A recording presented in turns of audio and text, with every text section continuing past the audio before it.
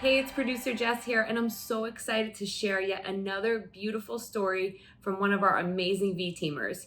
If you have a story to share, please send it to us at good@verizon.com, and we would love to help tell your story. And now, this is the Down Syndrome Diary. Hi, I'm Jamie Freeman.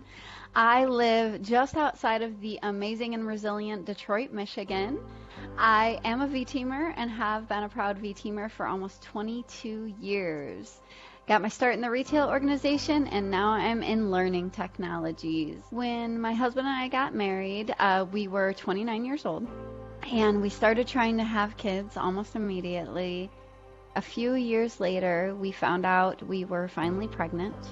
And we were over the moon excited. At 16 weeks pregnant, we went in for an ultrasound and found out that not only were we having a beautiful baby boy, but there was also some possibility that he would be born with Down syndrome. We were instantly presented with a 30-page packet of everything medically that would be wrong with our child, and it was devastating. It was just also overwhelming and also doom and gloom. And then as we started picking ourselves back up, we started doing some research and I instantly found the amazing world of blogs. And I all of a sudden was opened up to the truth, which is yes, there's things that are going to be very, very hard, but there's also these enormous blessings that you're about to receive that just get to see how beautiful this world actually is through the lens of a disability. How important it is to celebrate the littlest thing because we know how hard you had to work for them.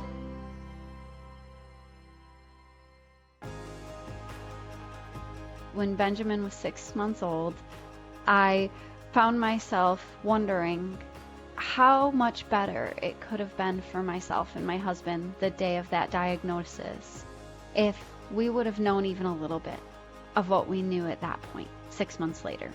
So I wrote it down. Then I packed that journal up and I sent it off to my friend Tara. Tara wrote her beautiful story, sent it on to another one of our friends, and the Down Syndrome Diary was born. It traveled this world for 7 years. There were 26 families in 4 different countries that told their beautiful story in there. We now have the Down Syndrome Diary home. It came back to me last summer, 2020, and I took that beautiful, beautiful handwritten book and turned it into a work of art that we now call the Down Syndrome Diary, the published version. It's not to try to guilt anybody into making one choice over another. This book is for support. It's to make sure that you know exactly what this beautiful life looks like and exactly both how hard it is and how beautiful it is. What we are doing is we are selling that diary so that we can make money to purchase more copies and donate them to hospitals, doctors' offices, wherever you might find out that your baby has been or is born with Down syndrome, because we want you to know we have your back and we're there for you at that moment.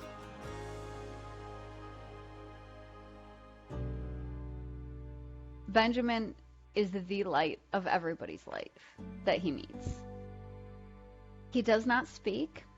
He didn't walk till he was 4 years old. So Benjamin is extremely delayed. He also has autism, which is very rare. I go through my everyday life with him and I don't understand what's different. Other people looking in will see things though. Other people will look in and see that I'm still changing diapers for a 7-year-old. But it's almost like when we go out of our bubble into the real world and that bubble gets bursted, that we are forced to see how different he is. Because other children will stare at him and they'll hide from him and they'll be scared of him. It makes me realize why I do what I do and why I advocate as hard as I do. Because fear of the unknown is the most debilitating fear on this earth. And I'm hoping by putting a book like this out in the world, it starts helping people embrace it and be aware of it and talk to their kids about it and really just make a more inclusive and welcoming place for those that aren't typical. Benny, can you say hi? Say hi!